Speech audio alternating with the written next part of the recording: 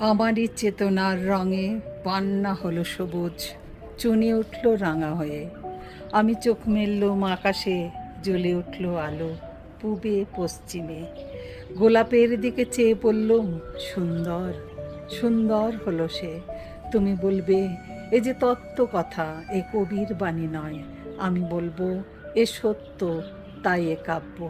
এ আমার অহংকার, অহংকার সমস্ত মানুষের হয়ে।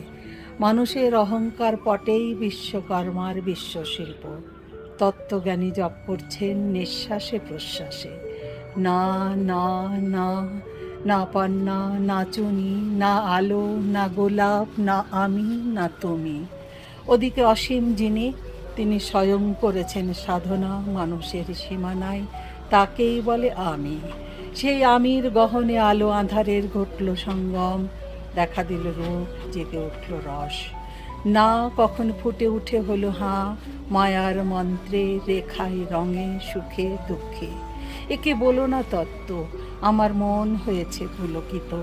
বিশ্ব আমি রচনার আসরে হাতে নিয়ে তুলি, পাত্রে নিয়ে রং।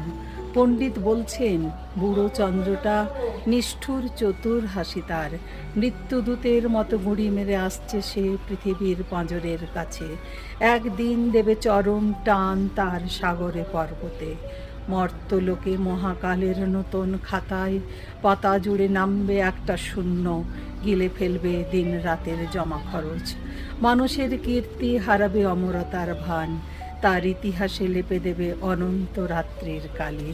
মানুষের যাবার দিনের চোখ বিশ্ব থেকে নিকিয়ে নেবে রং, মানুষের যাবার দিনের মন ছানিয়ে নেবে রস।